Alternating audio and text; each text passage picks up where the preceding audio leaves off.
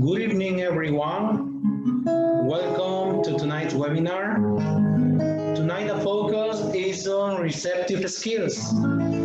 If you want to become confident, responsible, reflective, innovative, and engaged when developing the receptive skills of listening and reading, you are in the right place.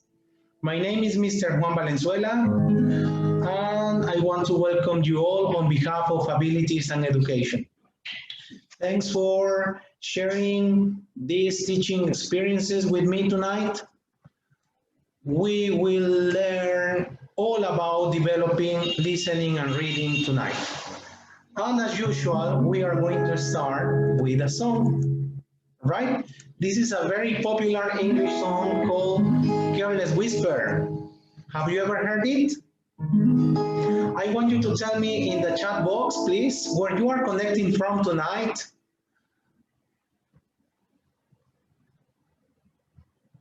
And I want you all to sing with me. Where are you connecting from tonight? Good evening, Mariela. Good evening, Flor. Ceci from Lima, my dear friend Cecilia. Thanks for being here. Edward, Chiclayo present. All right, good. Chiclayo, Chaclacayo, good. All right, Chaclacayo present tonight. Lima, good.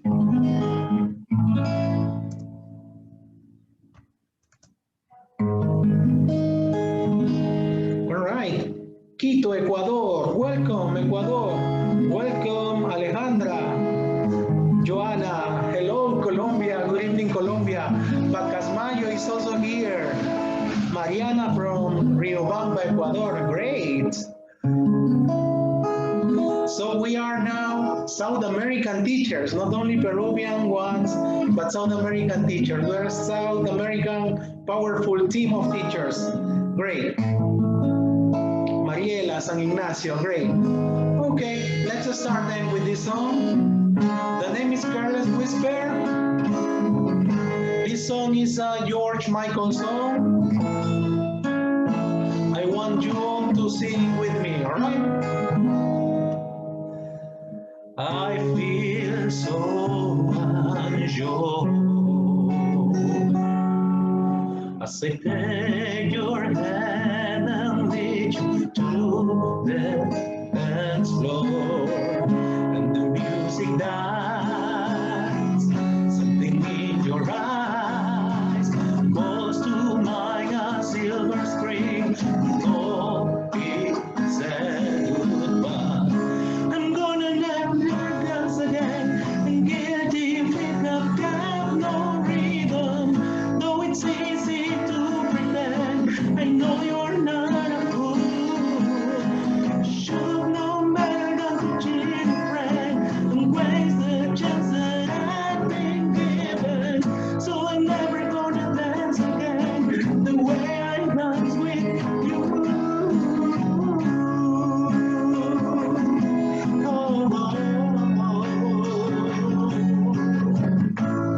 All right, good, so good, so good. Let's sing the second part now together. All right? 1, 2, 3, go. Time can never mend the careless whispers of a good friend in the garden mind. Ignorance is kind. There's no comfort in the truth. Baby, so you'll find I'm never gonna dance again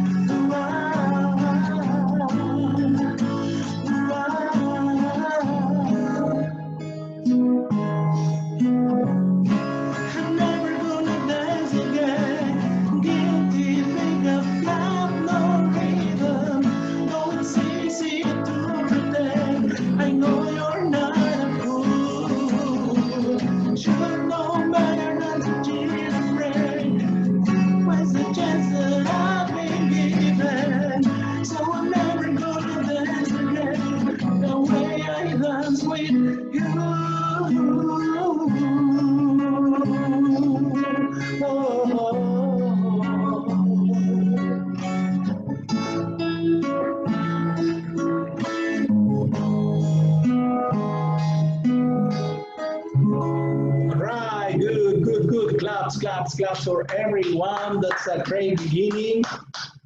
That's a great beginning tonight. All right, are you ready to start? I want you to interact with me, not only in the chat box, but I want you also to open your microphones and feel free to intervene, feel free to participate. All right? I'm going to open the microphones right now because we have some riddles, tonight's riddles. Are you ready for tonight's riddles? Okay, good. Let's start then with the first one. Here it is. Here's the first riddle. I have an egg but no head, and I wear a cap. Oh, what's that? It has an egg, yes, but no head, and it wears a cap. All right, good. What is it? An egg, no head, and a cap. Actually, a tap. What is it? What do you think it is? Any ideas? You can put liquid in it. A bottle, yes, good. Point for the girls. Maria Melendez, good. You are representing girls tonight, so girls 1 point. All right, a bottle, yes. Okay, we have 4 more, so I want you to be attentive, all right? And give me your answers. Here comes the second. Why is an island like the letter T? Why is an island like the letter T? Any ideas? Remember, these are riddles, so the questions might not be very obvious, right? To our eyes. Thailand, no. Why is an island like the letter T? Do you want a clue? Do you want me to help? The letter T, like an island, Dubai. Mariana, no. Well, the answer is they are both in the middle of water, right? T is in the middle of the word water, in the middle of water, and an island is in the middle of water too. You got it now, right? Yes, Alejandra, good, you got it. Hey, girls again. Okay, number 3, here comes the third riddle. How many seconds are there in 1 year? That's a good one. How many seconds are there in 1 year? How many? It's easy. You don't need to think much. Don't complicate your life.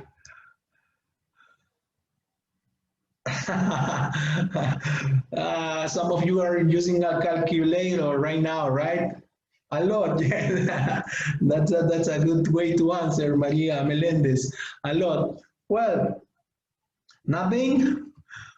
12 seconds. The 2nd of January, the 2nd of February, the 2nd of March, the 2nd of April, the 2nd of May, etc., etc. Yes, there are 12 seconds. You didn't get the point. It was a good one, right? Okay, here comes another. Why did Mickey Mouse become an astronaut? Did you know why he became an astronaut? Any ideas on why Mickey Mouse became an astronaut?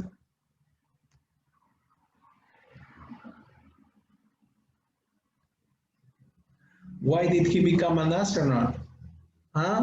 Who's Mickey's friend? Do you know?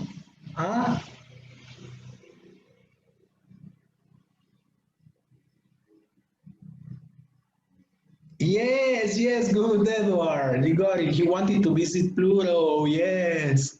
Yes, that's why. All right, good. Okay, good. Here comes the last one. Are you enjoying these riddles? I'm sure yes. Here's the last. People buy me to eat, but never eat me. What am I? You buy this to eat, but you don't eat it.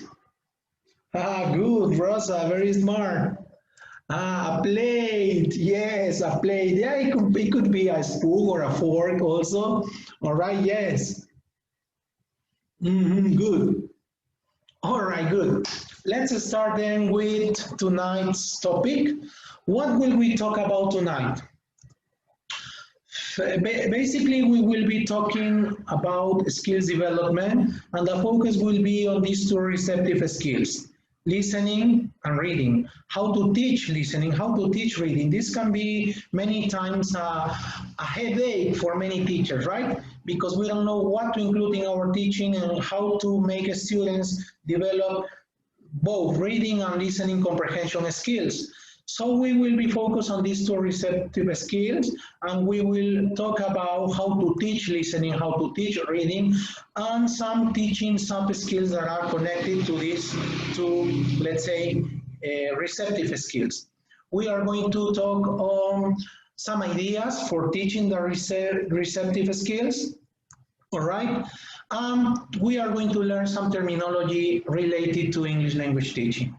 Sari Rocio Ospina, yes, I will share my slides with you tomorrow, all right? You've all registered for attending this webinar, so you'll get an email tomorrow with both the recording of tonight's session along with the presentation in PDF format for free, all right? Okay, we are going to talk also, I want to talk to you about my new professional development opportunity for teachers, which will be held this month and next month. All right? Okay, my pleasure, Sally, good. Let's talk about them teaching soft skills. All right, can you see the slide? I want you to confirm that you can see the slide.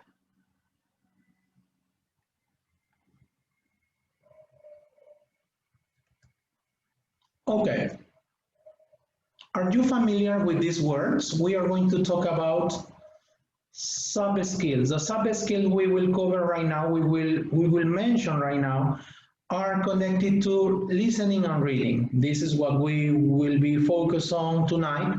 In our following webinar, we will talk about the two productive skills, which are speaking, yes, and writing.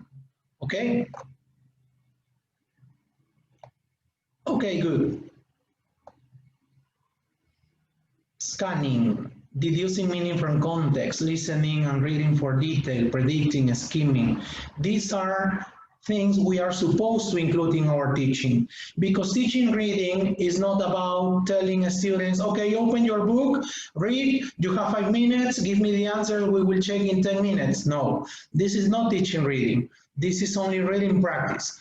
But teaching reading should be connected to make students be able to develop some specific tasks or activities or skills such as scanning. We have to teach students to scan. If you teach your students to scan, they will become good readers. We have to teach students to deduce meaning from context, and they don't learn this by telling them open the book, read, and give me the answers. All right, we have to also teach students to listen for detail, to read for detail, to predict, to skim. All right, when we do this thing, we are assuring good reading comprehension, right?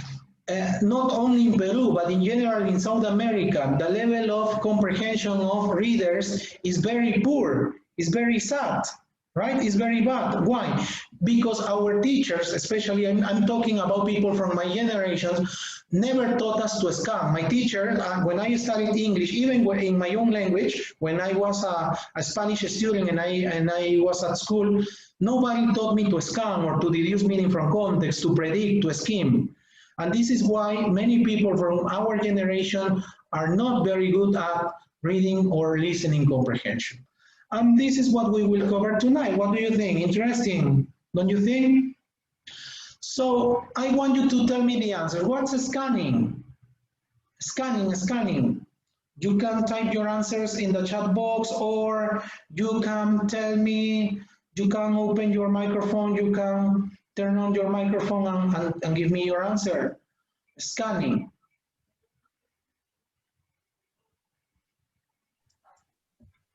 Any ideas? Or deducing meaning from context? Maybe you don't know the first one. You don't have to do this necessarily in order. Maybe you can tell me what scheming is or predicting is, or you can explain with your own words what you think this is.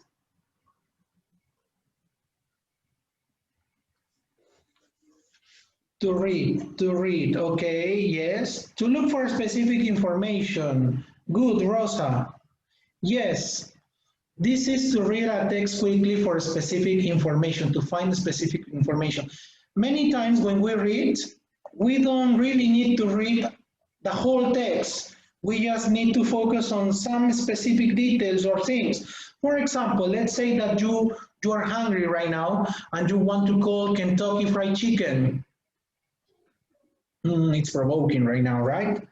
So you type in Google Kentucky Fried Chicken delivery service Lima or Quito or Chiclayo, right? You don't really need to need everything. You just look for numbers, right? For the number that might help you get a chicken.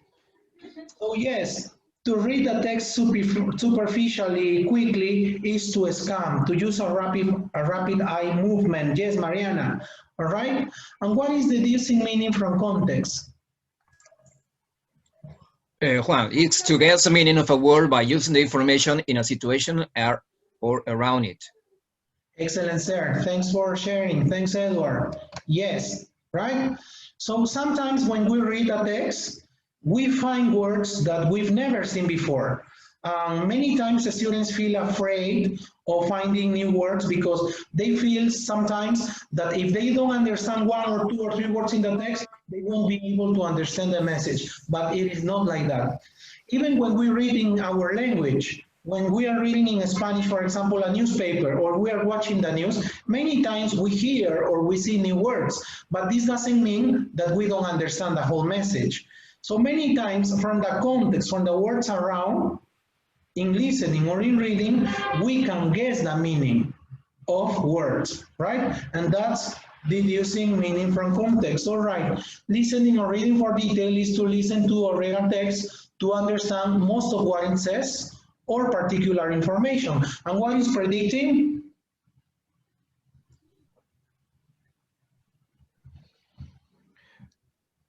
To use clues or general knowledge about a topic. Sorry, ladies first. Okay. Thanks. To use clues or general knowledge about the topic to know what you will read or hear about. Great, great, very good, right? And we do predicting many times, maybe when we start a lesson, when we start a new topic, or when we want to present a story, we say, okay, today we will talk about holidays. Okay, look at this picture. What do you think the story will be about, right? What do you think will happen in the end, right? Where do you think they are going? Skimming is to read a text quickly, okay? The complete text, the full text quickly to get a general idea of what it is about. Okay, good. We have some more here. This reading, intensive reading, extensive reading, note-taking, inferring attitude, feeling, mood. Inferring attitude, inferring feeling, inferring mood.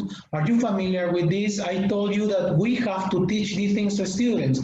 You have to teach students to read for years. If you want your students to have a good level of comprehension when reading or when listening, you have to teach these things to them, all right? You have to teach your students to read intensively, extensively, to take notes while listen to something or while read something, to infer attitude, to infer feeling, to infer mood. Do you do these things in your teaching? If not, don't feel bad, right? We are here to share, we are here to learn. All right, and we are here to increase our knowledge of ELT, English language teaching. What is just reading? Any ideas?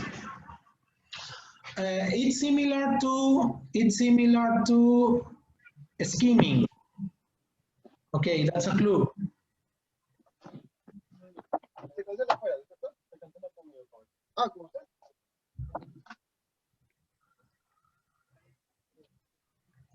What is it reading? It's similar to skimming.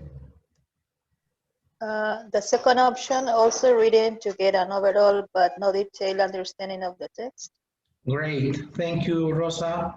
Thank you so much. Yes. So it's to get like the general idea, right? An overall understanding of the text, all right? Not detail, okay? So to read a text, again, the full text, to get an overall but not detailed understanding of it. All right, and what is intensive reading? What is it? Reading to get detailed information from the text. Yes, great. Reading to get detailed information from the text, all right? But this is different from scanning because scanning is to read quickly. When you want to find, let's say, a telephone number, you don't need to read the whole text. You just look for numbers in the text, right? This is reading to get detailed information again, but not reading quickly, but to get the meaning, to show that you understand some of the parts of the text. What is extensive reading? Reading longer text. Yes, this is reading longer text independently. For example, when you read a novel, if you want to start tomorrow to read Romeo and Juliet, you do extensive reading because you don't finish a novel in 1 or 2 days, right? You usually read a novel in a longer period of time and independently, right? Not in the classroom. You can read on the bus, you can read when you are in bed, in your bedroom, you can read in a restaurant while having a coffee. So this is extensive reading. And what is note-taking?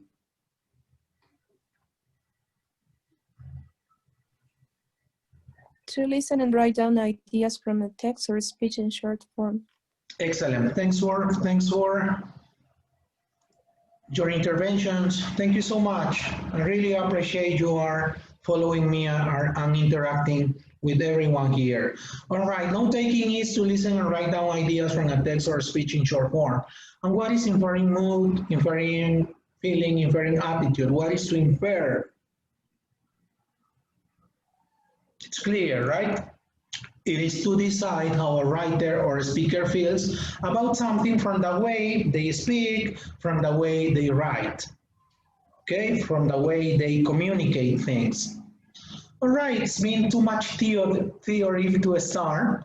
All right, you know, I always like it when my workshops are practical, and I always want my workshops to be very practical, but it is important that we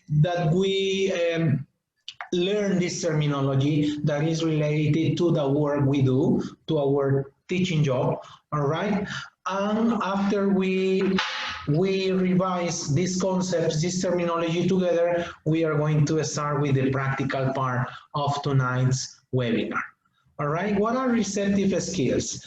First of all, there are 4 language skills. You all know this, right? We all English teachers know that we have 4 language skills. Some people speak of 5 skills, of another new skill, but we are not going to cover that tonight. All right, we basically talk of 4 skills: reading, writing, listening, and speaking. And listening and reading are considered to be receptive skills, as they involve responding to language rather than producing it. They are also called receptive because students don't need to produce language to do this. They receive and understand it. And these skills are sometimes known as passive skills. Very simply, then we can say that reading involves making sense of written text, and to do this, we need to understand the language of the text at word level, at sentence level, or whole text level, and we also need to connect the message of the text to our knowledge of the word. And listening involves understanding spoken language. Spoken language, you know, is different from written language.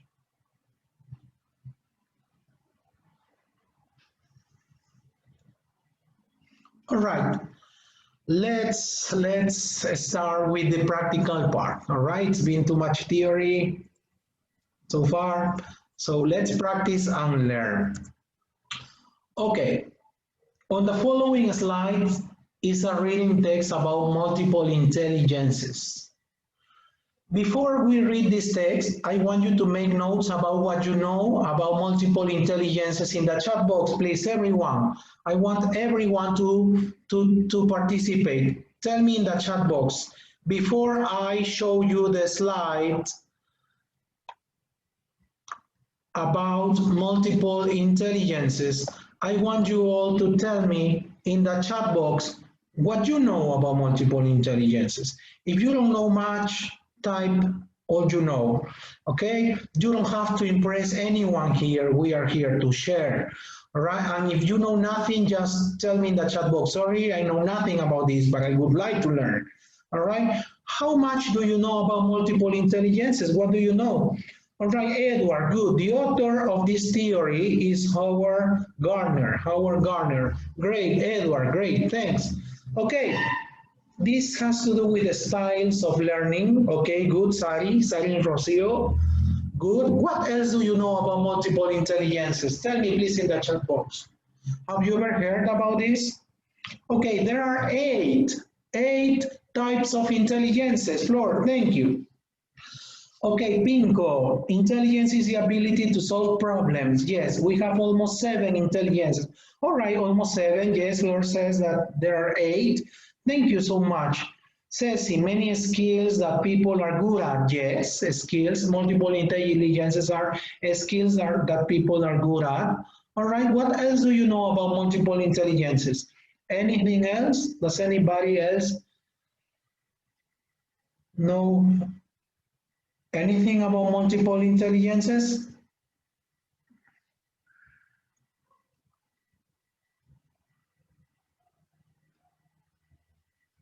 They give us a lead to teach better. All right, everyone has different kinds of intelligences. Good. Different learning styles. Great. That's fantastic. It is an important way for teaching. All right, good. Good. So thank you so much. All right. Okay, now I'm giving you 45 seconds, okay, to read the text. My text is will be displayed on the next slide. I'm giving you 45 seconds to read the text. You can take notes or you can use your super powerful memory because you have to tell me after 45 seconds what the text is about. Is this clear, dear colleagues, dear audience? Is this clear? Please tell me in the chat box if this is clear. Yes, you can underline, but I don't want you to make any notes here, all right? You can take a screenshot or a photo and then, all right, is this clear? You will be given 45 seconds. You will have to tell me what the text is about. Ready? Okay, here it is, multiple intelligences. You have 45 seconds to read, starting now.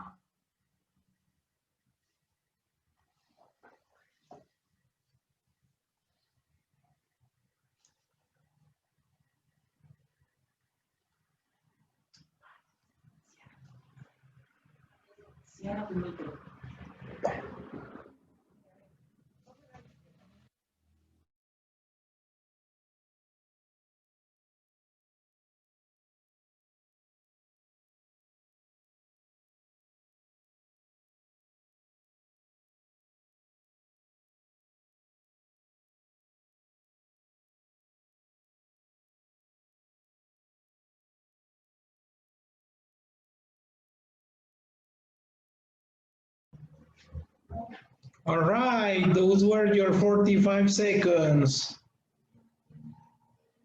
Okay. Okay, good. Now I want you to click and look again at the reading text. Okay? Look at the reading text again and answer this question.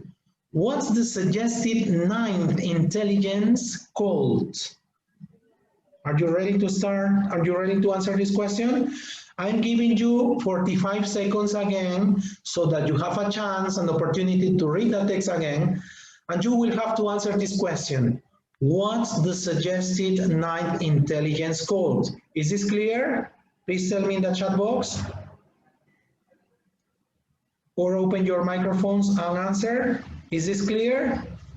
Yes, all right, thank you. Thanks for answering, Rosa. Okay, look at the reading text. What's the Suggested 9 intelligence called. 45 seconds. All right, Rocio, you are very fast. Good. Existential intelligence. Right, good.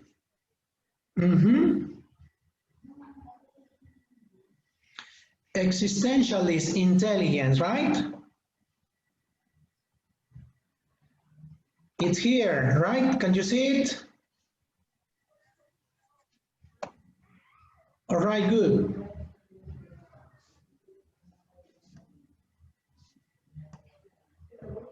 Okay, good. Excellent, you're doing a very good job. All right, let's continue. Look again. Okay, so here is the answer, right? Here's the question. Quickly look again at the reading text. Okay. In his book, Frames of Mind, the Theory of Multiple Intelligences, Gardner proposed that there are 8 intelligences, as has suggested the possible addition of a 9th known as existentialist intelligence. Great. Okay, you got it. Let's continue.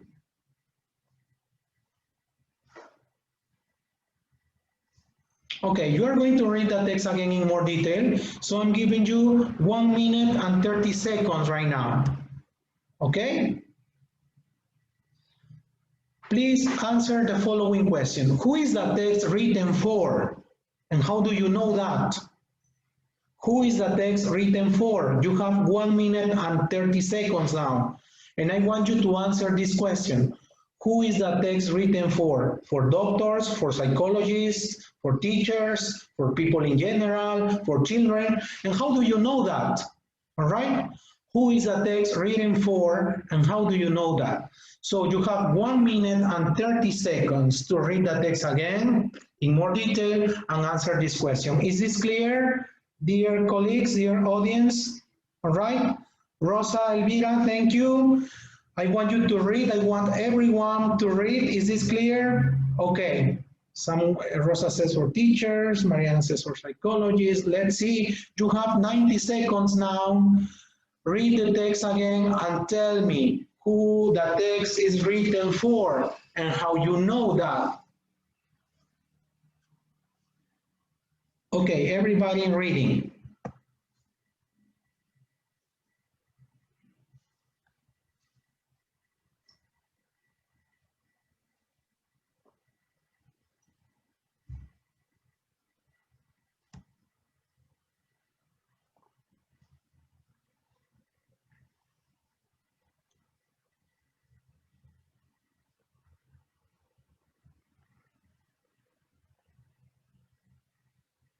Pinco Calderon says for teachers, all right.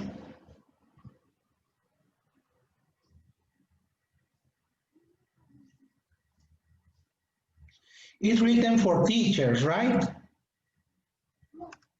Yes, because it says, and teachers should know them. It's clear. It's clearly stated right there, right? If you pay attention here, it says, in recent years, however, right? In recent years, however, other views of intelligence have emerged and teachers should know them. So this is telling us, this is giving us a clue and telling us that the text is written for teachers. All right? Okay, good. Let's continue. You're doing a very good job. All right, let's continue with this. We are going to continue interacting together. Okay, read again and tell me, what do you think the expression an innate gift means?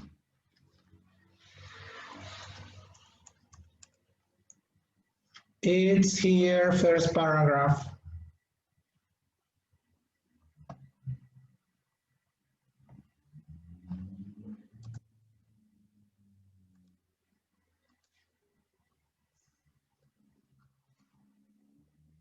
Intelligence is often defined as our intellectual potential, an innate gift. What do you think the expression an innate gift means? Okay, natural talent, good, Maria. Rosa, something you are born with, good, Rosa Elvira. Something which is born with us, all right?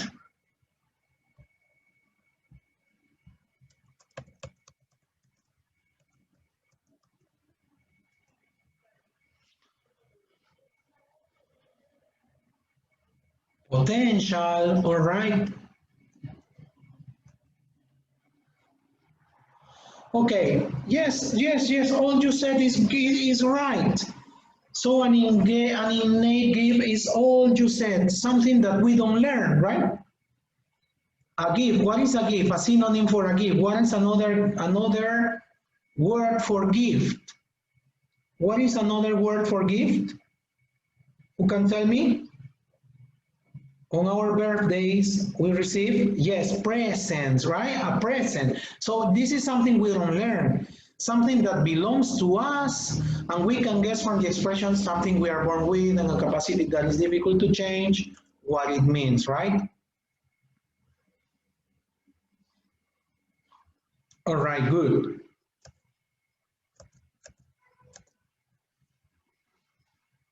Okay, in the second paragraph, what does it refer to?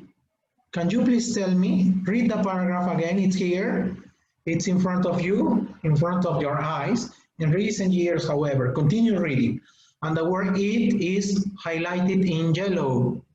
It's written in yellow. What does the word it refer to?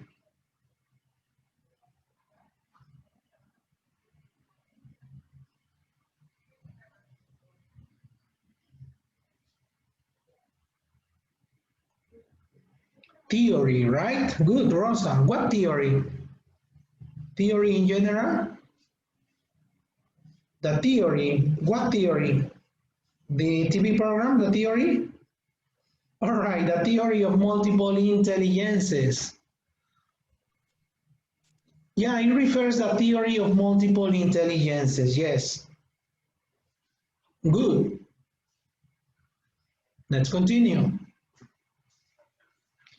Here comes one more question. You are doing a fantastic job. Congratulations. You're doing a great job tonight. All right. Is the theory outlined, the theory we've read, commonly accepted as the main theory of multiple intelligences? Does the writer consider it the main theory? Give me reasons for your answer. You have to say yes or no, okay? This theory of making. Is the theory outlined commonly accepted as the main theory of multiple intelligences? Does the writer consider it the main theory?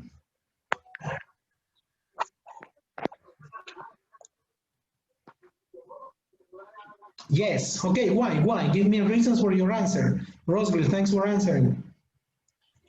Yes, everybody says yes. All right, it's good. Why? Why yes? Why are you giving me a yes?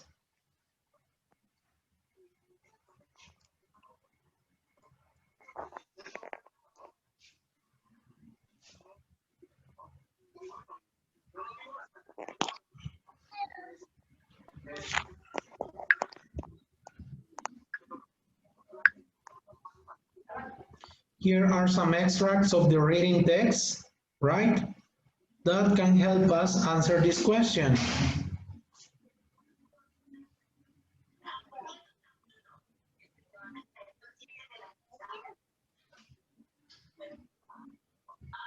Yes, right, because the writer doesn't mention any other theory.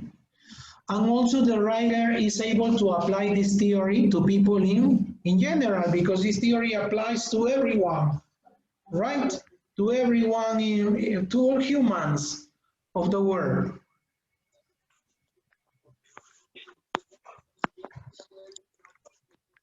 All right, Roseville, good. Thanks for sharing. All right, and what is the main point that the writer wants to convey? What's the main point here of the reading text? What's the main point of the text? What's the main point that the writer wants to convey?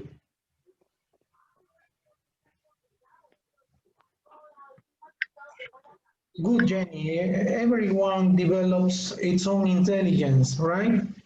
Or their own intelligence. What is the main point of the text? What is the main point that the writer wants to convey? Any ideas? Can you please tell me? Good, Rosalvira, that people learn through different intelligences, right? People learn differently, right?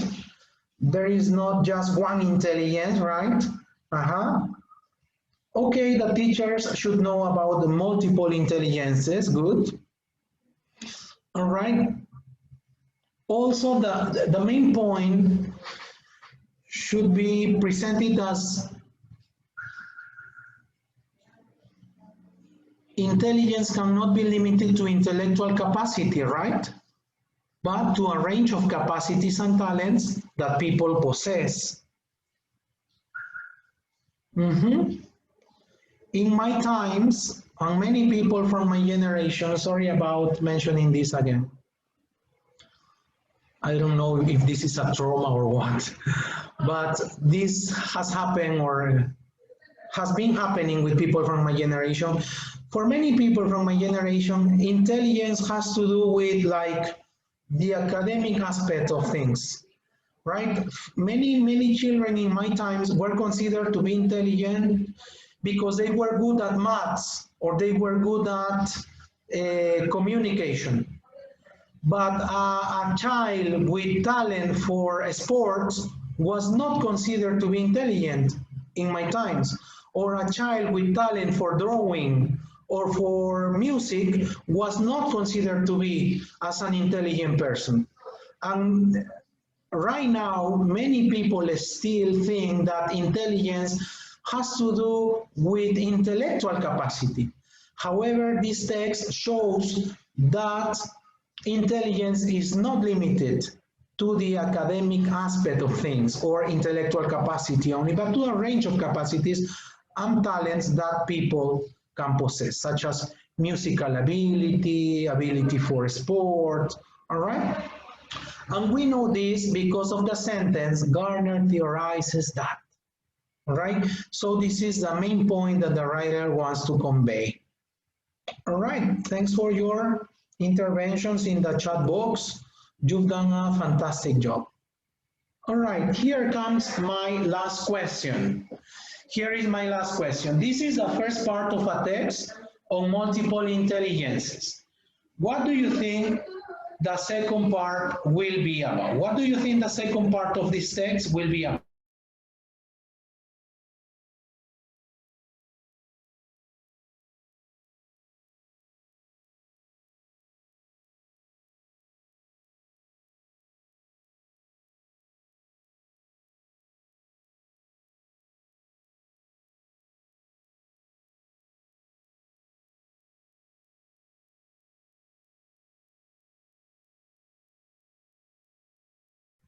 All right, Maria, thank you.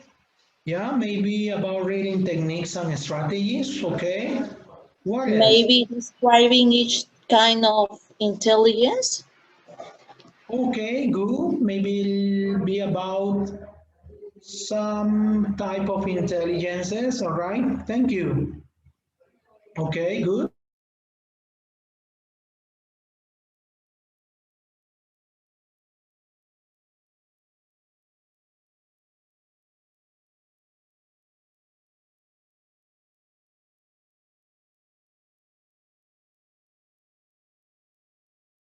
Okay, good. So possibly about the 8 types of intelligences or how teachers can identify and develop these abilities in students, or possibly about how other views see this topic, right? Okay, the different intelligences, teaching strategies and types of intelligences. Good, very good. All right, you've done a very good job. Let's continue now. All right. Okay, now we are going to look at the questions Now, all right, we are going to look at the questions we answer, all right, and think about the purpose of the questions. Each question practice one of the reading skills that are listed in the box. In this box you can see. You are going to match the reading skill to each question. Number one is an example. The first one is already answered. It says, on the following slides, do you remember we started by doing this? I said on the following slides is a reading text about multiple intelligence. Before you read it, please tell me in the chat box, everybody type in the chat box what you know about multiple intelligences. What was I doing? What was Mr. Valenzuela doing? Mr. Valenzuela was establishing context for reading. So it is important that you do this in your classes. When you teach reading, it is important that you establish context for reading. I said at the beginning of tonight's webinar that reading is not about saying, okay, today we have reading, complete this worksheet. Okay, it's not about saying, okay, today we have reading. Students, open the book, read the text on page 71. You have 5 minutes to answer. This is not teaching reading. If you want your students to be good at reading, you have to do these things. You have to establish context for reading. You have to make the students scan. You have to make the students infer. You have to make the students identify the target audience. You have to make the students predict, etc., etc., etc. Are you following me? Yes? Is this clear? Yes. All right, good. All right. All right, good. So good. Let's continue. Let's continue. We are going to continue looking at the questions we've answered. All right. Then I said, do you remember I said, okay, you have 45 seconds, only 45 seconds to read the text quickly, and you have to read and tell me what the text is about. What was I doing? I was making you a scheme, because you have to make your students a scheme. So this is a scheming. When I told you, okay, look at the text quickly, you have 45 seconds, okay, do you understand? Yes, okay, you have to read quickly and tell me what the text is about. This is a scheming. A scheming, remember, is to read a text quickly to get a general idea of what the text is about. All right, is this clear? Very good. Let's continue. Then I said, okay, look at the text again and tell me, what's the name of the ninth intelligence? And you told me, it's this. Do you remember the name of the ninth intelligence? What is the name of the ninth intelligence? Do you remember from the text? Does anybody remember? Existentialist, good people. Existentialist. Yes, existentialist intelligence, right? So when I ask you to read again quickly to find the name of the ninth intelligence, what was I doing? I was making you a scan, and we have to make our students a scan. So we have to do these things when teaching reading. All right, this way we will make our students, or we will make sure they will be good at reading. Then I said, read the text again in more detail, okay, and tell me, who is that text written for? How do you know that? What was I doing? I was making you identify the target audience, which is also important, the context, right? The audience, who is going to read the text, right? This can help us understand a text better many times. If you know who the text is for, maybe you can understand the text. You are highly likely to understand the text better, all right? So here I was making you identify the target audience. when I said, what do you think the expression an innate gift mean? What helped you to guess? All right. What was I doing? I was making you guess meaning from context, which is also important. Innate. Innate is very similar to a Spanish word, right? What is the translation of innate? What is the meaning of innate in our language? Do you know? It's very similar, right? But it is also possible that innate or gift, or the expression innate gift, is new for many of your students. It's new for many readers. Good, thank you. Thanks for the translation, Rosa, Pinko, and Catherine. Yes, that's right. Okay, so when I ask you to tell me what the expression innate gift means, I was making my students, I was making you guess meaning from context. All right. When I said in the second paragraph, what does it refer to? And you told me, it refers the theory of multiple intelligences. I was making you recognize links. And this is another sub-skill we need to pay attention to when teaching reading to students. Okay, dear colleagues, dear audience, is this clear? Are you following me? Are you enjoying the seminar? Are you enjoying the webinar tonight? Are there any questions up to this point? All right, Pinko, thanks for your answer.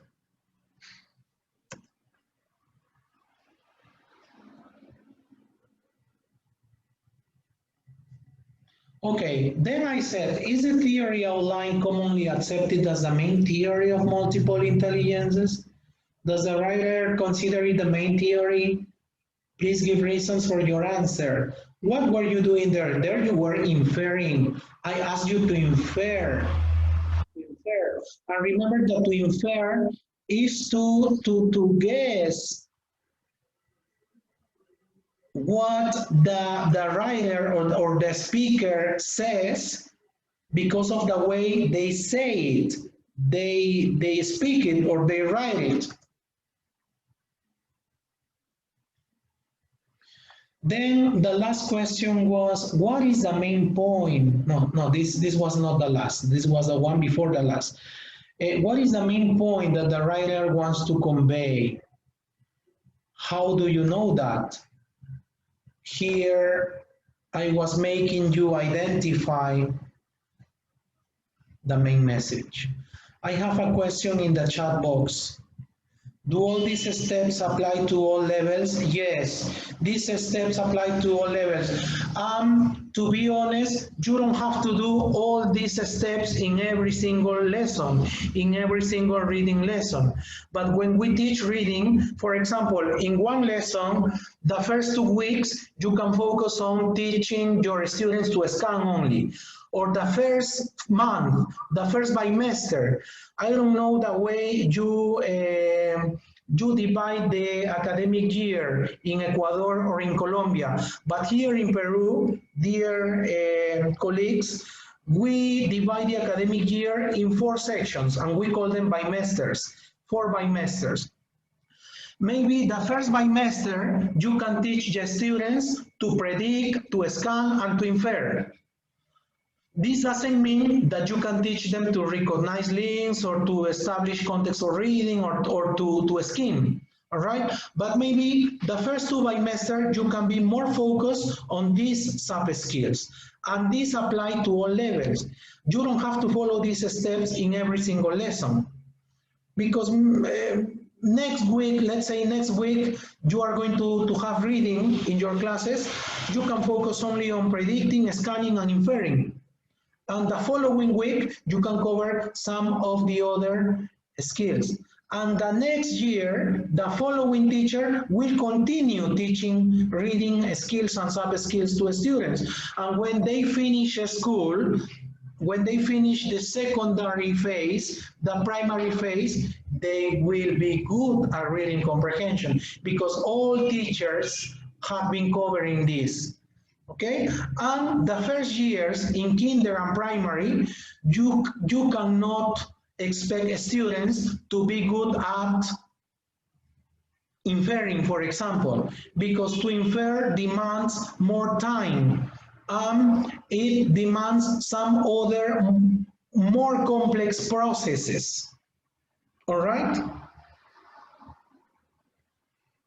All right, is this clear? Are you following me? Yes, teacher. All right, thanks for answering. Thanks. Okay, what about timing? Okay, well, I always say, and this is my point of view, all right? You know, I am not a book, I am not an expert, I am a teacher, the same as you, and everything I share is based on my own experience.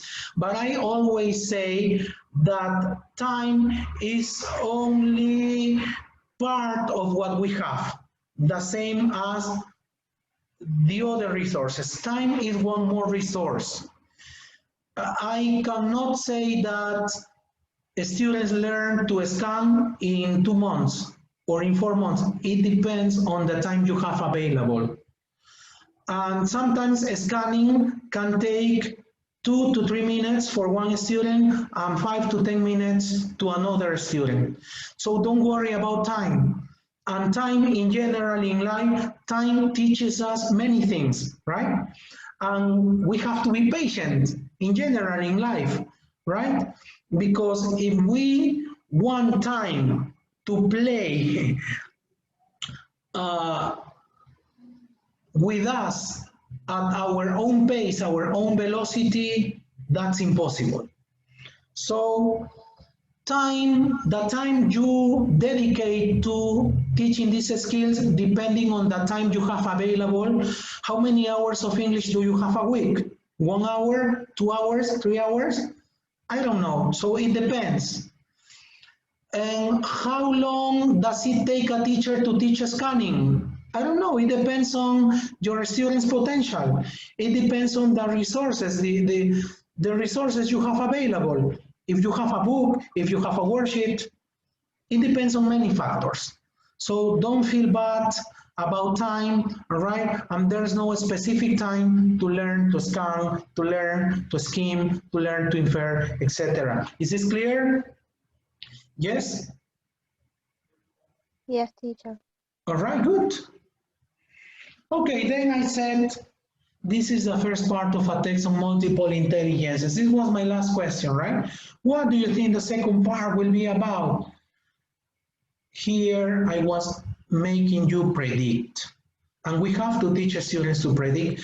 Sometimes we can make students predict at the beginning of the reading lesson, right? When we show a picture, we can ask the student, okay, what do you think the story will be about? But today we made predicting at the end with the last question. When we finish reading, I ask you to tell me what you think the second part of the reading will be about. And you told me maybe about the types of intelligences, maybe about strategies and techniques. And when predicting, there are no right or wrong answers. All answers are right. All answers are correct. All answers are valid. All right? You cannot tell students after you make them to predict that their answers are wrong. You cannot tell them, no, I don't think the text will be about this. No, I think you are wrong. All right? So when predicting, all answers are accepted. Okay. Great, you've done a very good job tonight. All right, let's continue. Let's move on to, okay. Yeah, maybe when I said, when we said that maybe the following part of the text is about the type of intelligences, here's what you might see. Visual spatial intelligence. Okay. So here is an overview of the different intelligences. All right, we are not going to have a look at this deeply. All right, we are going to look at this quickly so that you learn a bit more about the different intelligences tonight. All right, what they are about, their characteristics.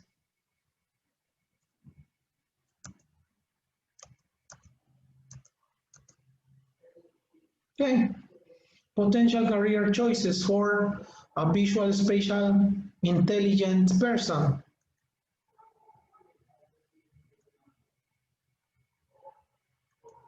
Yes, Roseville. Yes, Rosa. Great. Thanks for your contributions.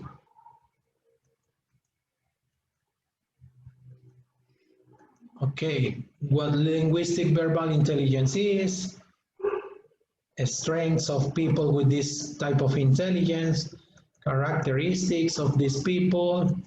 Do you have this intelligence? Please, if you are, while reading, I want you to tell me in the chat box if you feel identified with this, or maybe you can tell me in the chat box what type of intelligence do you think you possess, you think you have. These are potential career choices for people with linguistic verbal intelligence. Yeah, like us, teacher.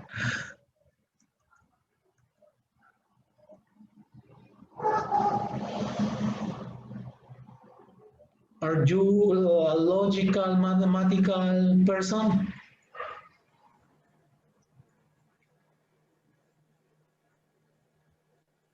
Here are the characteristics of a logical, mathematical person.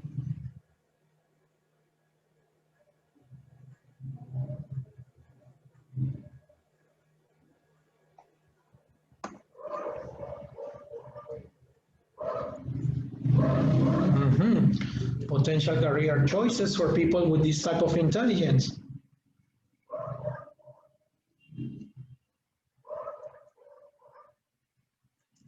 And here are some other intelligences we have covered tonight.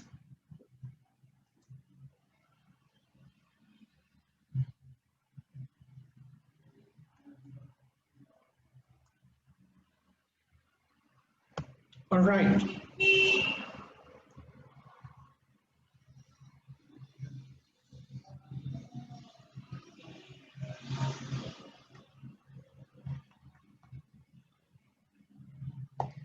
Okay, I'm going to share this link with you in the chat box.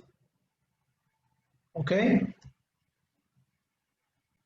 I'm going to share this link with you in the chat box. Please, everyone, I want you to click on the link that is in the chat box.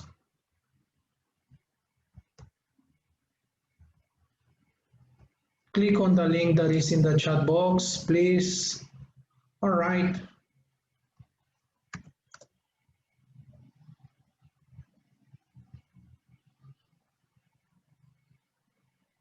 Okay, teacher. All right, good, thanks. Where is? It's in the chat box, please check in the chat box. Click on the link that is in the chat box. Here is some listening on multiple intelligences. So after you have made your students learn vocabulary related to the topic they will cover in the reading lesson, tonight, for example, our topic was multiple intelligences, right? This is the topic I chose for my presentation on how to develop reading and listening skills. So after students are familiar with the vocabulary they will find in the reading lesson, you can try listening activities. Here is one, and I like this one here at this website because you have the audio here. The audio can be played here slow. It says slow, right? So this is the velocity of the audio here. The speed is slow, as it is stated here. Here is normal and here is fast. You can choose one speed, one velocity for your students, slow, normal, or fast. What do you think of it? Do you like it?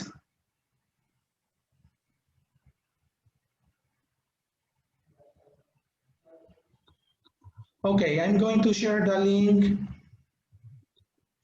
It is here in the chat box, please. Okay. I already shared the link with you. Yeah, the velocity, Roseville, sure, will depend on the level of the students, right?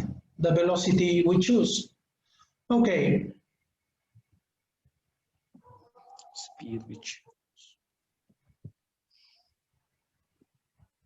Okay, I'm going to play, okay.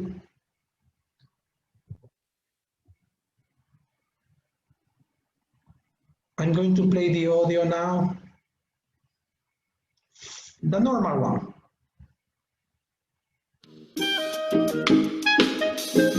Deepenglish.com. What does it mean to be intelligent? Have you ever heard someone say, "What an intelligent guy," or "I wish I had her intelligence"? Well, usually we think of intelligent people as being really smart. You know, they score well on tests, get good grades in school, and solve difficult problems easily. They often have good memories, big vocabularies, and high IQs. And if you are not one of these people, then you probably know someone who is. But is that it? Is intelligence only limited to these smart people? Well, according to Howard Gardner, professor of education at Harvard University, intelligence comes in many different forms, not just one. In his research, he identified 8 different types of intelligence.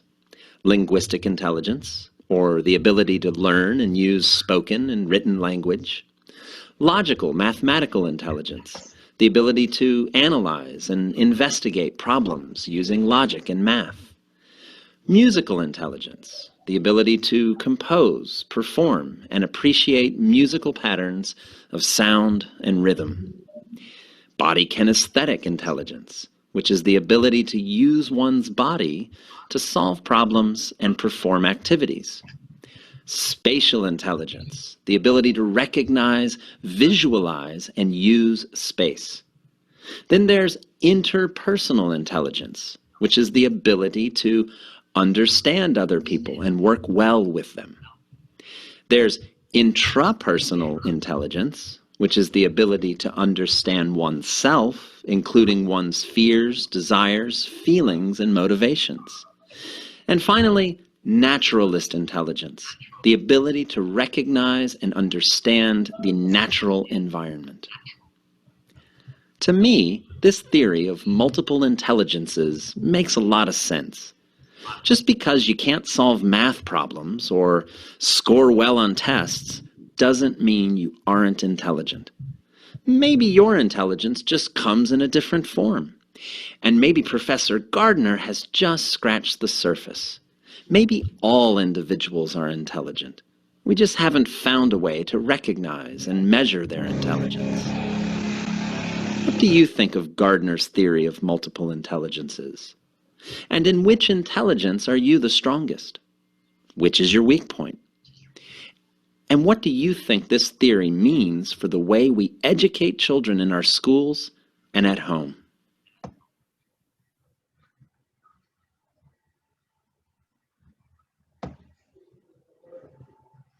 All right.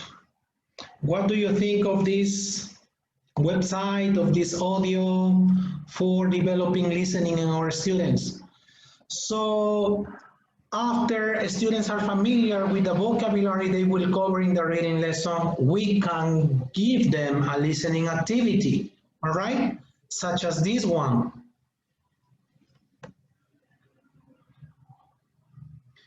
This one is really good, and I like this website because here you can choose the velocity of the audio, the speed of the audio, and you can download the audio by clicking here on the box on the download button. After students hear this, you can think of questions, listening comprehension questions for your class. All right. Let's continue with the presentation then. Okay. I'm going to share a new screen.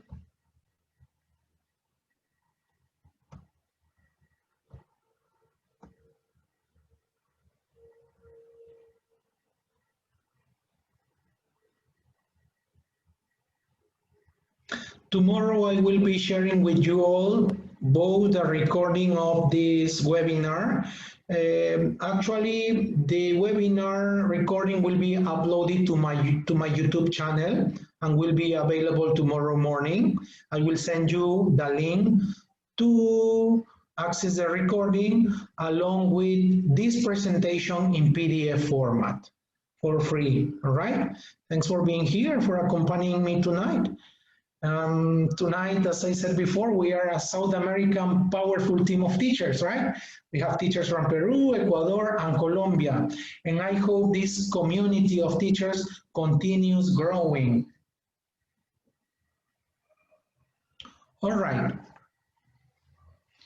As you can see here, in the classroom, we can give students the opportunity to listen to many sources of spoken language.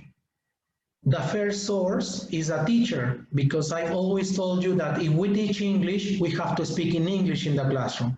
So if you want to give your students opportunities for listening, number one, you have to speak in English, please. You have to teach English in English. All right. Another opportunity students have for listening is the visit of other people or other students speaking in English. We also, apart from this, we have CDs and DVDs. All right. This exposes students to a range of accents, speeds of delivery, text types, and listening skills. When we listen to a recording, we can see the speaker's body language or the context that he or she is speaking in, right? And we can ask the speaker to repeat or explain what they said because it's an audio, it's a recording. This makes listening to recordings more difficult than listening to live speakers, right? And for this reason, it is a good idea to help students listen to recordings by pre-teaching keywords, as we did tonight.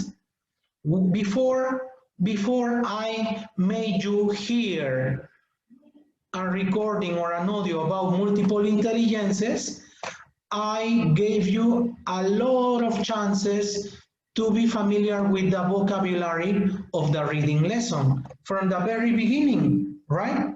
So we have to pre-teach keywords, we have to pre-teach vocabulary. Also, we have to set pre-listening tasks, focus initially on GIS listening. GIS listening, remember, is similar to skimming.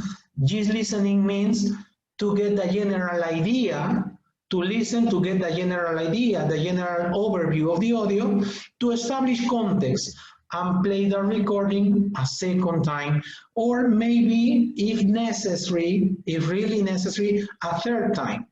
Sometimes this has happened to me in my teaching. Students tell me, teacher, again, play the audio again, teacher, play the listening again, and they want the teacher to play the audio like 20 times, right? Okay, if you pre-teach vocabulary, if you teach students to scan, if you teach a student to predict, there won't be necessity to play the audio many times because students will be familiar with the words they will hear in the recordings. Right? But if necessary, if really necessary, you can play the audio a third time. But my advice would be not to play it more than twice. All right? So some listening texts in course books, in books, are authentic material because they contain all the features of real spoken language.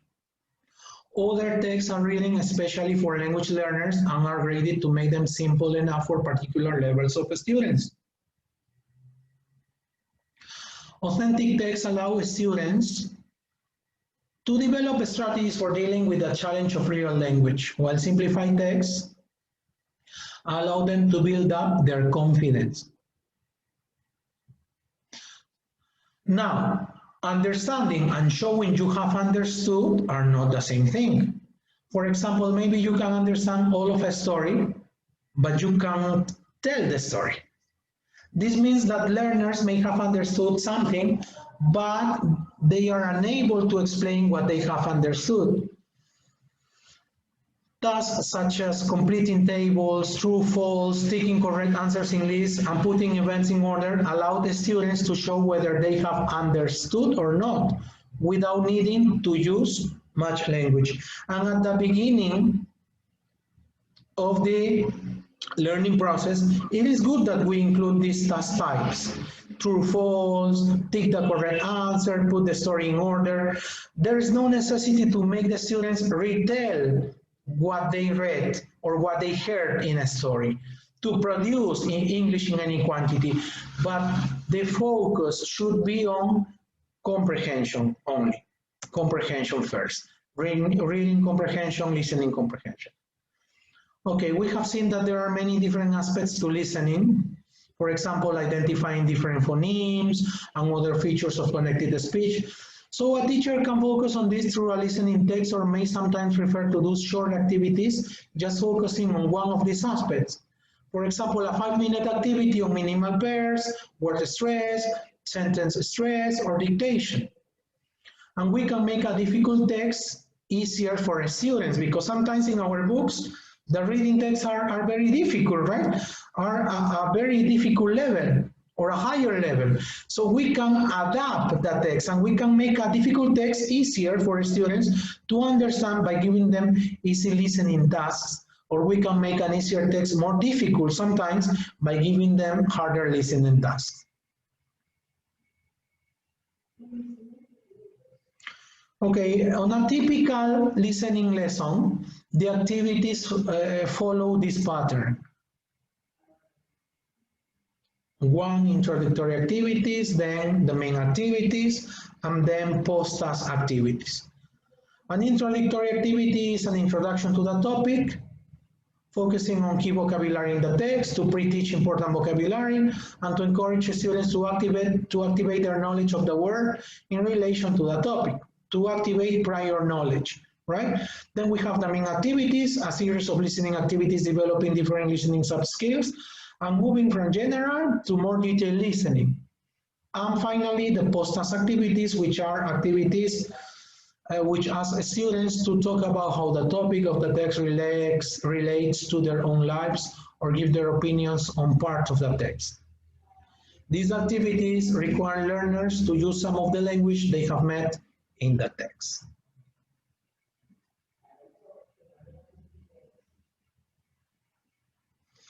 Sometimes you may just want to ask your students to listen to something and not give them any task, right? Sometimes we make students, or we want students to listen to something, but there's no necessity to give them a listening comprehension activity. For example, listen to a story, listen to a song, listen to an explanation.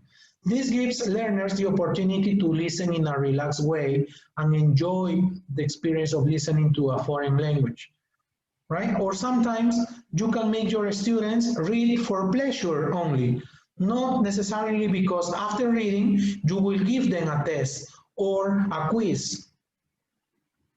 So reading for pleasure, listening for pleasure should be encouraged also in our classes, in our lessons, in our teaching.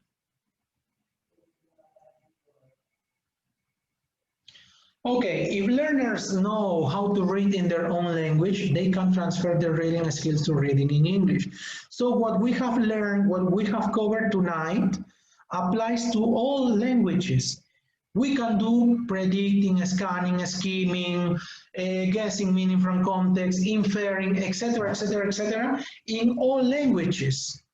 If we want to be good at reading in English, in Spanish, in Japanese, in Portuguese, we apply this, the same, to any language. This is why I am highlighting here that if learners know how to read in their own language, they can transfer their reading skills to reading in English. Sometimes, though, they find this difficult, especially when their language level is not high.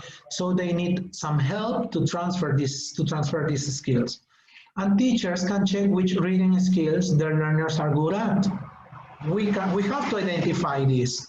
What reading skills or sub-skills are my students good at? Then we have to focus on practicing the sub-skills they are not yet using well. And we can also help students by pre-teaching vocabulary. Okay? This is teaching the vocabulary from the text before we ask them to read the text.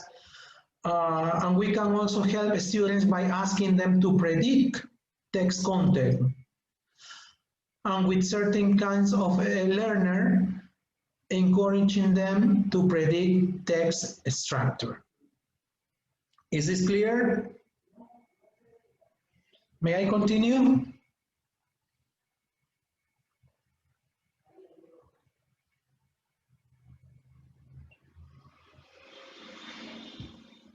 Are you following me? All right, thank you, Flor. Thank you, Flor. Thank you, Maria, Pinko, Rosa. Great. So to help learners bring their knowledge of the word to understanding a text, the teacher can do leading activities before the class looks at the text. Leading activities are like warm-up activities, but the difference between a warm-up and a leading is that a leading has a connection with your topic. All right, so leading activities generally involve looking at the pictures around a text or at the title and trying to predict what the text will be about. They can also involve using brainstorming, thinking of and listing ideas or vocabulary about a topic to predict what vocabulary the text might contain, discussing the general topic of the text, or talking about experiences of it.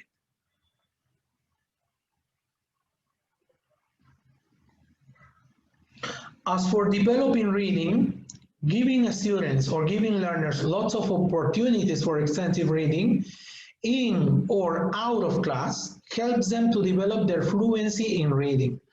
Graded readers, books with language made easier for language learners, are a very useful way of giving learners extensive reading practice. Do you include graded readers in your classes, such as Alibaba and the 40 Thieves, Little Red Riding Hood, Sleeping Beauty, Romeo and Juliet? So this type of reading can help your students. This is a way of making your students read extensively. And this helps the students to build up their confidence in reading and consolidate the language they know and gradually extend it to include new language. Nowadays, you can find graded readers on a very wide variety of subjects and at a large number of language learning levels. And on the internet, many of these are available for free in PDF format, as an interactive task, etc.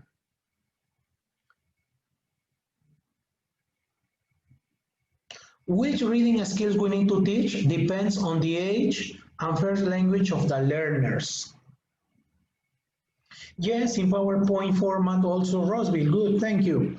Some learners of English, for example, young children, may not yet know how to read in their own language. Even in their own language, they may not yet know how to read, right? So they need to learn how letters join to make words and how written words relate to spoken words, both in their language and in English. Older learners may not understand the script used in English as their own script is different. For example, Chinese, Arabic. So we can choose the right text for our learners. We should do that. We should be able to make texts interesting for our students in order to motivate our students. Text should also be at the right level of difficulty. A text may be difficult because it contains complex language or because it is about a topic that learners don't know much about. Also, if you want to make reading motivating, don't give your students only longer text. Please include pictures. You can include pictures between paragraphs. Because if you give your learners long text with only words, reading will become boring. So to make sure learners get used to a range of text types, we can give them different kinds of text to read, such as articles, stories, postcards, email brochures, leaflets, etc. Now, The activities in a reading lesson, the same as with a listening lesson, usually follow this pattern: introductory activity, main activity, and post-task activity.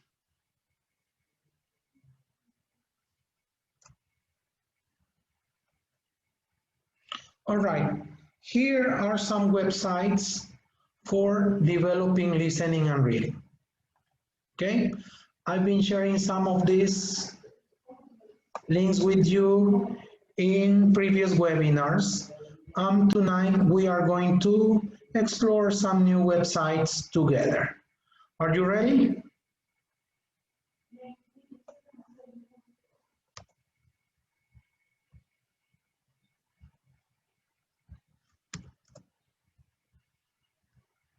Okay, Pinko, thanks for answering.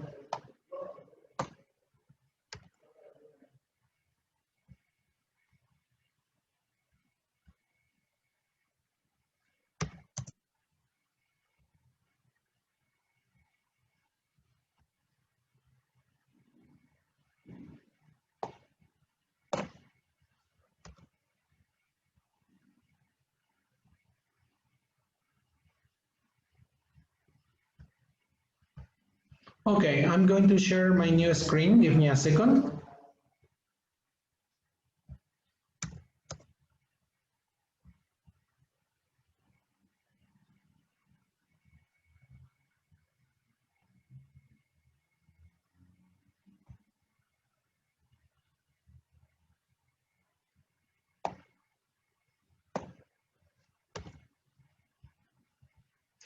Okay, let's try some of this today together. Okay, one more.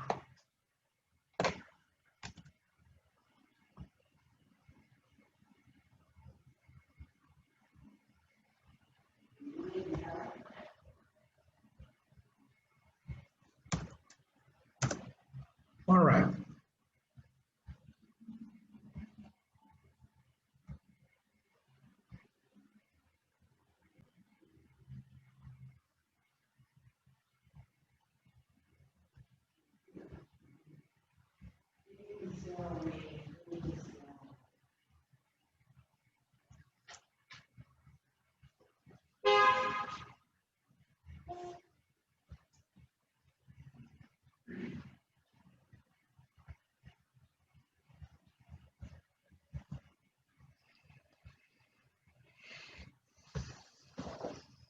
All right.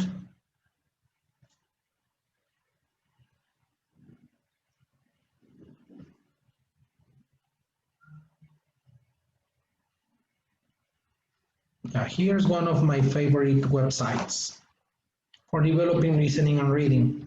This is called Lyrics Training. All right. Here you choose a song.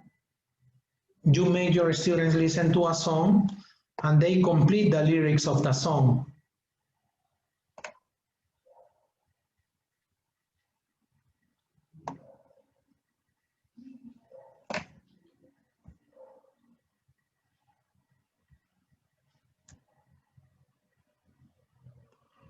All right.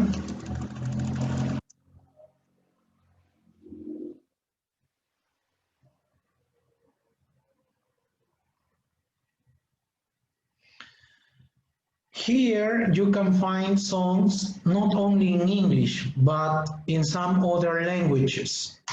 So if you are a language teacher, if you teach French or Portuguese or Italian, you can also use this resource for developing listening and reading in another language.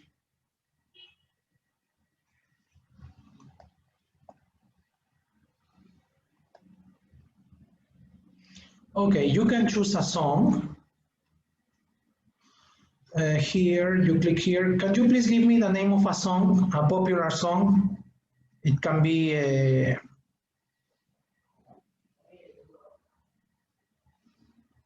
song from my times, from your times. What song can you click? Happy, okay, Happy, the song Happy. Okay, let's Happy this one? The first one? Pharrell Williams?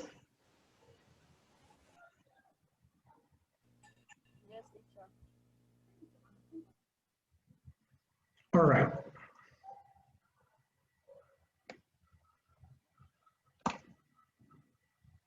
Okay, then you choose one level, beginner, intermediate, advanced, expert. All right, let's start with beginner. Okay.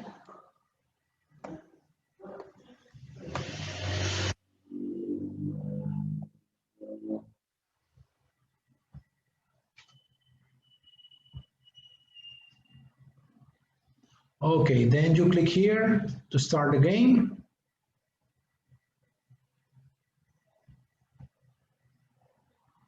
Okay, listen and complete.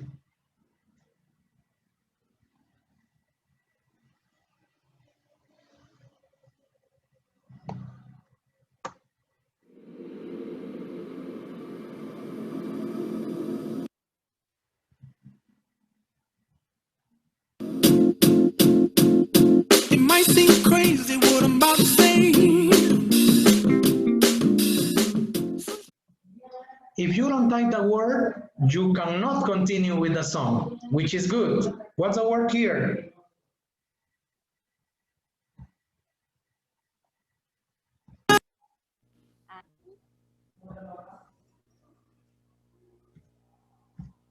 What I'm about to say. Sunshine, she's here. You can take a break. What's the second word? Cheers. She's. All right. You can take a break. I'm a hot air balloon that could go to space. With the air. I.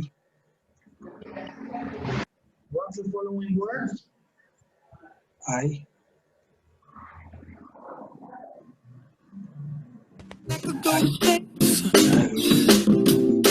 With the air, like I don't care, baby, by the way. Because I'm Way. because I'm happy. Clap along if you feel like a room without a roof. Because I'm happy. Clap along if you feel like happiness is the truth. Because I'm happy. Clap along if you know what happiness is to you. Because I'm happy. Clap along if you feel like that. What's the missing word? Yo.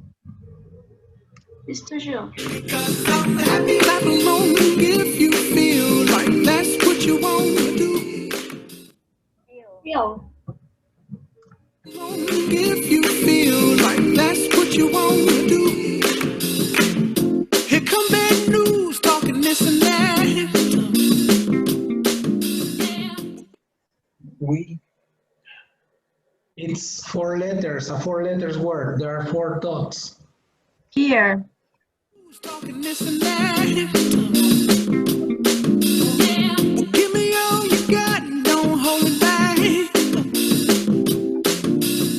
Well, I should Okay, what do you think? We're going to stop here. What do you think of this resource? Did you like it?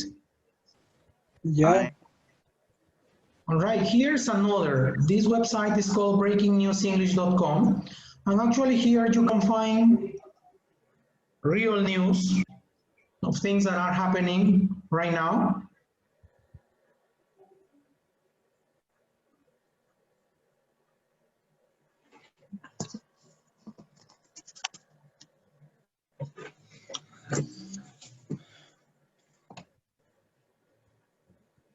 Let's read about Jeff Bezos. Do you know who Jeff Bezos is? My cousin Jeff. All right. This is a level 3 reading, all right?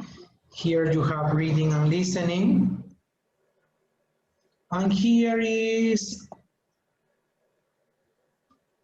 a section called warm-ups. that tells you what to do, how to lead the lesson, to pre-teach vocabulary, to develop the different skills we have done today: vocabulary, matching, reading with true and false activities, reading and listening, synonym match, phrase match, reading comprehension. What do you think of this? Do you like it? A little. Yes, Iskra Gado. This tool is free. Yes, free for everyone. Here is another website, storybird.com.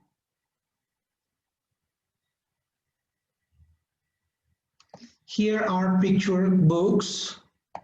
They are really, really cool.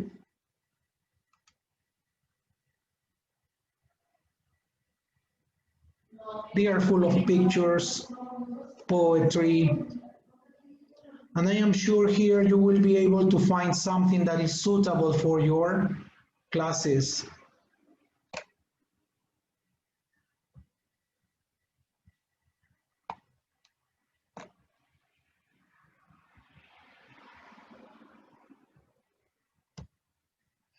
You have to create an account here for free. You don't have to pay anything.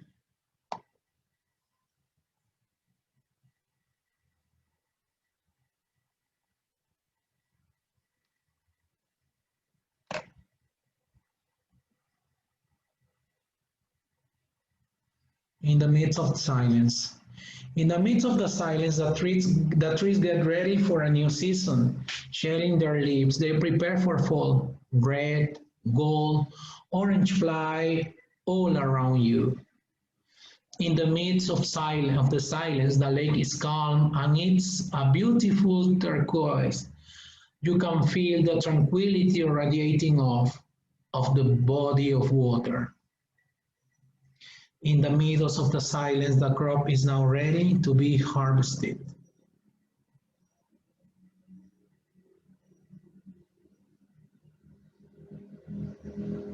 Etc., etc., etc.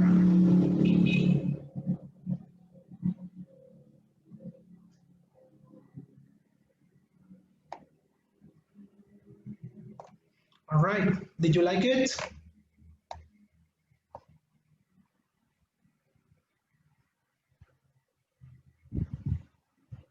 Here are different sections. One section for educators.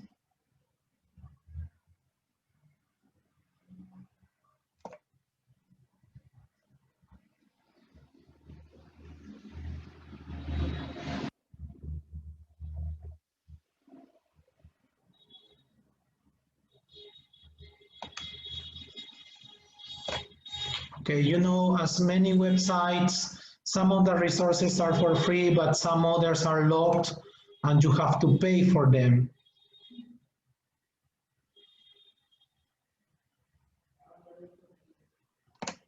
All right.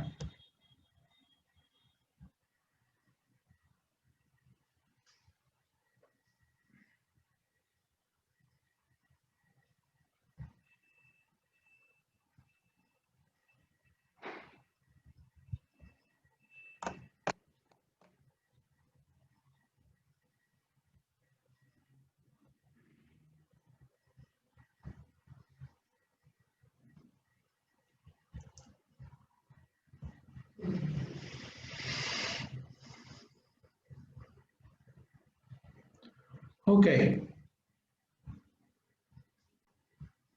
We are going to continue with the presentation.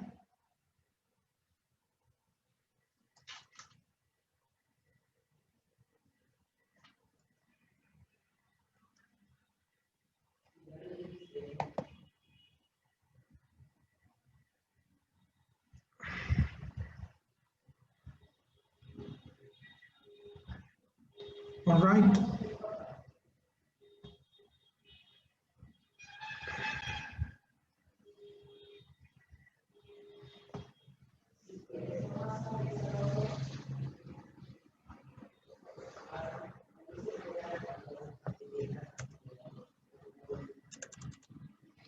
Okay, here is a list of websites, all right? We don't have much time to explore them all right now, but as I said before, I will be sharing my presentation in PDF format tomorrow, so I hope you have a chance to explore them on your own in the following days, all right? We have here some of the websites we've already explored, such as the lyricstraining.com, right? And some others. This one, for example, for making a movie, for English video lessons, free study tools. Then this one we already explored today, this breakingnewsenglish.com, ESLab.com, Boki.com. Then this one, which is a dictation tool, one for making your own comic, making your own story here at Storybear, making your own puzzles, etc. Okay, and here's tonight's glossary, terminology glossary, teaching terminology glossary. Listen or read for detail. This is to read or listen to a text in order to get meaning out of every word. Then listen or read for gist, which is to read or listen to a text to understand its general meaning or purpose. To listen or read for mood, to read or listen to a text in order to identify the feelings of the writer or speaker, which is similar to inferring, right? Note-taking, which is one of the sub-skills of writing. To take notes means to write down ideas in short form after we read or listen to something. Receptive skills, which are reading and listening when students don't have to produce language, right? Scan, skill, sub-skill. Iskra, here is my email account. You will see it in the last, also in the last slide. A skill, sub-skill, all right? Okay, would you like to update and refine your teaching skills for delivering successful online classes this year? Because we will continue teaching online this year, right? 2020 was the year, right? The year, because our lives changed completely, right? So this 2021, we have new challenges, we have new experiences coming, right? Are you ready for these new challenges? Are you ready for your online classes this year? If you want to refine your teaching skills for delivering successful online classes this year, then I want to invite you to enroll in my 2021 Professional Development Training for Successful Online Teaching program, all right, and empower your teaching. Here is the link to pre-register, all right? The cost of the program is 115 soles.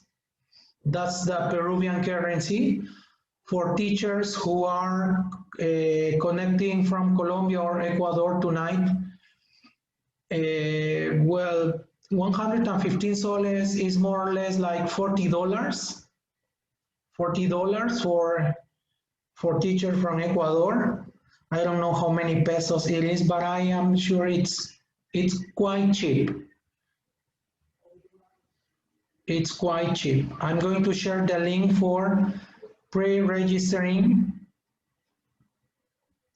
in the chat box.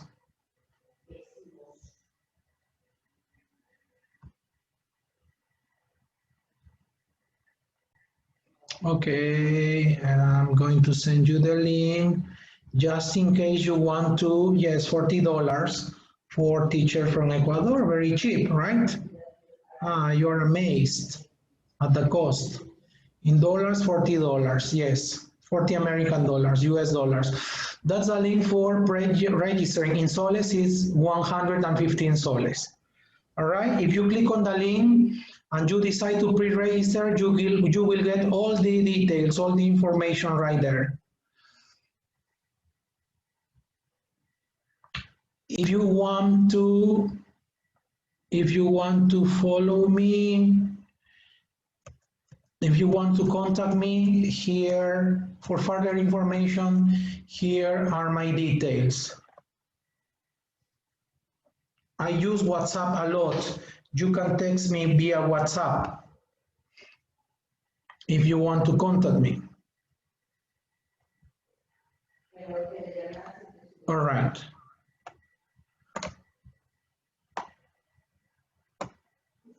Now I want you to write in the chat box, please, one thing you learned tonight, one thing you discovered, one thing you liked tonight. Please tell me in the chat box one or two things you liked, one or two things you learned, one or two things you discovered tonight. All right, while I prepare for singing for you. All right, here's my guitar. I'm singing again. All right, tell me in the chat box, what did you learn tonight? What did you discover tonight? What did you find interesting about tonight's webinar? What did you like? Tell me in the chat box. Anita, my pleasure, you're welcome. Thank you for being here. Rosalvira, all right, Aline, Cecilia, you refresh some topics, great. Okay, tell me in the chat box. New virtual strategies, good. A website where we can find listening in different speed, great. You're welcome, Millie. All right, what else have you learned tonight? Okay, Rosalvira, thanks for your comment. Everything was great, yes. You're welcome, Doris, Catherine. Jose Blam, you're welcome. Okay, you can continue typing in the chat box and you can sing with me also. This song, this cool song called Careless Whisper.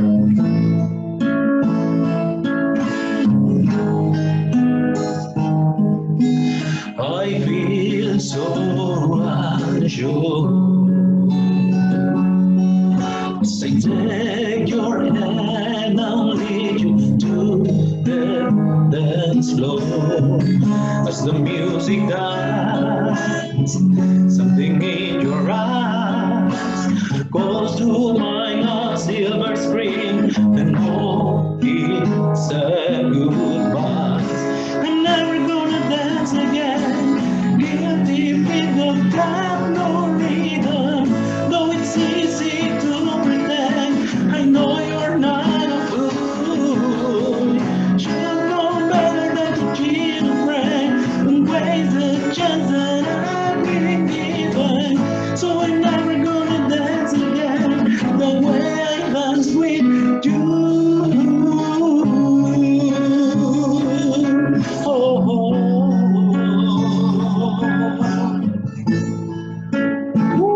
All right, second part. I want to hear you all. All right, you have to sing with me. Ready? 1, 2, 3, go. Time can never mend the careless whisper of that good friend to the garden mind. Ignorance is kind. There's no comfort in the truth. Hey, it's not you right. Never gonna dance again. Guilty think of God, though it's easy to pretend. I know you're not a fool. Should know better than to friend and waste the chance that I've been given. So I'm never gonna dance again the way I danced with you.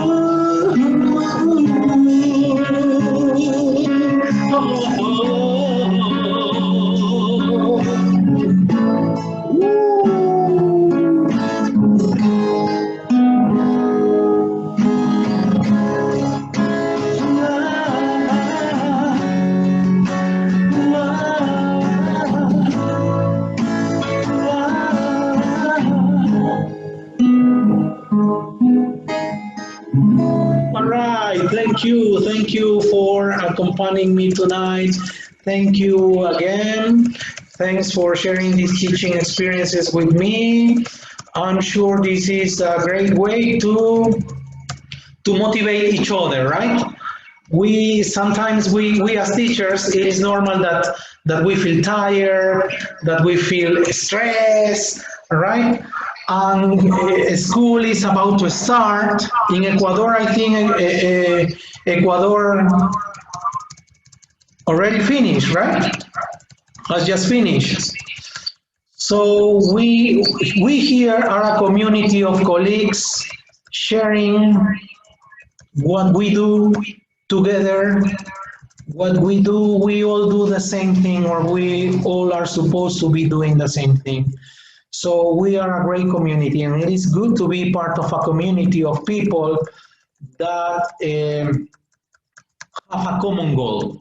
And our common goal is to make our students be able to communicate in another language. All right? Okay, thank you all for your kind comments in the chat box. Thank you from the bottom of my heart. Thank you all for being with me tonight. All right, I just want to say thanks. All right, thanks for being here. I want to thank God for this chance He gives me. I want to thank my family, my wife and my son. They always support me in all my projects. And I want to thank you all. I want to thank life. We need to be grateful, all right? The more grateful we are, the better life we have, all right? Okay, thank you very much. That's all then. Now I want you all to turn on your cameras for a photo, for our webinar photo, all right? Are you ready? Ready? Turn on your cameras, please.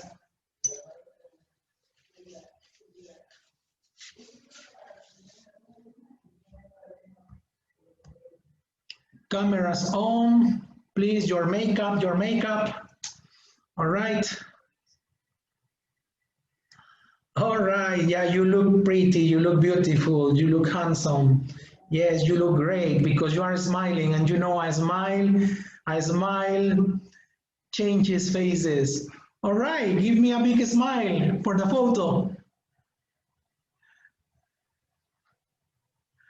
Thank you very much. Hugs and kisses for everyone. Goodbye, that's all for tonight. Take care. Take care, teacher. Bye-bye.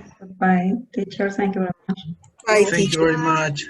Thanks a lot. Bye, teacher. Take care. Bye, teacher. Careful. Bye. Bye, goodbye. Hope you all. Bye. Goodbye. Thank you. Goodbye. Goodbye.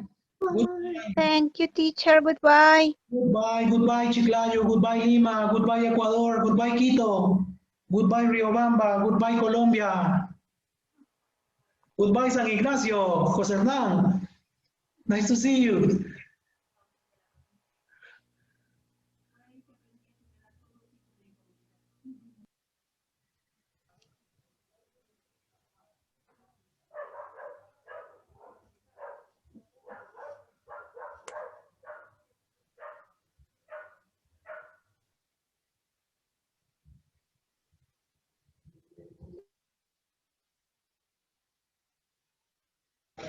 Goodbye, Catherine Pomalca. Send my regards to Pedro Vladimir. Pedro Vladimir Solano de Pimentel. All right. Goodbye, Chota. Happy Valentine's. Yes, bye-bye. Bye-bye. Goodbye, Cusco. Bye, Iskra. Bye, teacher. Bye-bye. Thank you so much. You're welcome. Pleasure. Me too.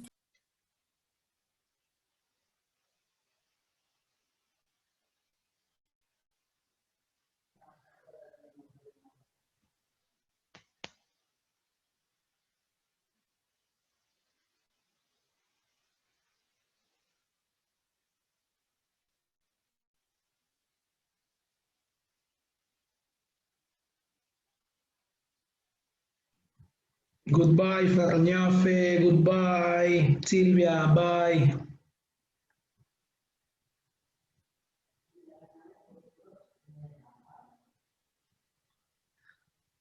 Camila, hi.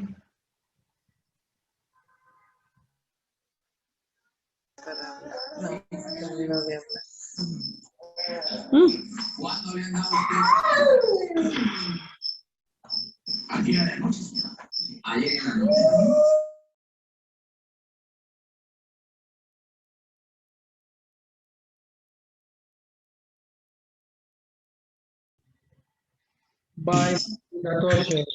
Lessons for Bye, you too. teacher. Thank you. Bye, teacher. Thank you. Bye, Rene. Bye.